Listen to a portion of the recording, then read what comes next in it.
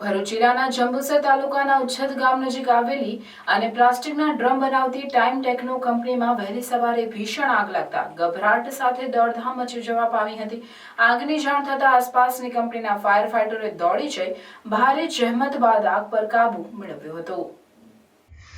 જંબુસર તાલુકાના ઉચ્છદ ગામની પાસે આવેલ પ્લાસ્ટિકના ડ્રમ બનાવતી આ કંપનીમાં અચાનક લાગેલી આગે થોડી જ વારમાં વિકરાળ સ્વરૂપ ધારણ કર્યું હતું।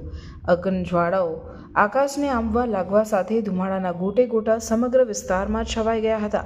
આગના બનાવની જાણ થતાં જ આસપાસની કંપનીઓમાંથી એક પછી એક ફાયર ટેન્ડરો સાથે ફાયર બ્રિગેડના જવાનો દોડી આવ્યા હતા અને પાણીનું મારું ચલાવી આગ પર કાબૂ મેળવવાના પ્રયાસો હાથ ધર્યા હતા। પણ પ્લાસ્ટિક ફિનિશ પ્રોડક્ટનો જથ્થો હોય 12 કરતાં પણ વધુ ફાયર ટેન્ડરોની મદદથી 7 કલાકની ભારે જહેમત બાદ આગ પર કાબૂ મેળવી શકાયો હતો। આગના બનાવમાં સદનસીબે કોઈ જાનહાનિ થવા પામી ન હતી। આગની જાણ થતાં જ મામલતદાર, તલાટી સહિતનો રેવન્યુ સ્ટાફ તેમજ પોલીસ કાફલો પણ સ્થળ પર દોડી આવ્યો હતો। ભરૂચથી ઇન્ડસ્ટ્રીયલ સેફટી એન્ડ હેલ્થનો સ્ટાફ પણ ઉચ્છદ રવાના થયો હતો। કંપનીમાં ઘટના પાછળના કારણોની તપાસ હાથ ધરતા વિવિધ ડેટા કલેક્ટ કરવાની કવાયત હાથ ધરી હતી, જે બાદ અહેવાલ તૈયાર કરવાની આધારે કંપની સામે કાર્યવાહી કરવાના ભાગરૂપે પ્રોહિબિટરી નોટિસની તજવીજ હાથ ધરાઈ હતી। ભરૂચ જિલ્લાના જંબુસર તાલુકાની અંદર ઉચ્છદ ગામ છે, બરોડા રોડ પર। ત્યાં એક કંપનીમાં આગ લાગી છે।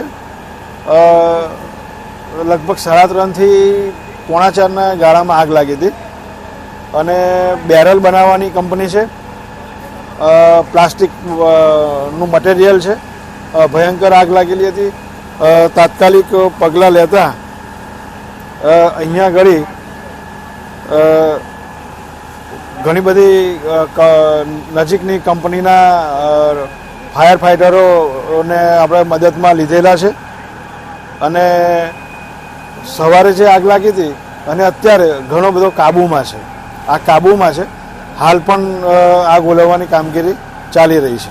પોલીસની ટીમ હાજર છે, રેવન્યુની ટીમ અહીંયા આગળ હાજર છે અને મેડિકલની ટીમને પણ બોલાવી લીધી છે તાલુકાની, કે જેથી કરીને કોઈને નુકસાન ન થાય અને નુકસાન થાય તો તરત આપણે એને સારવાર આપી શકીએ। હાલ કાબૂમાં છે।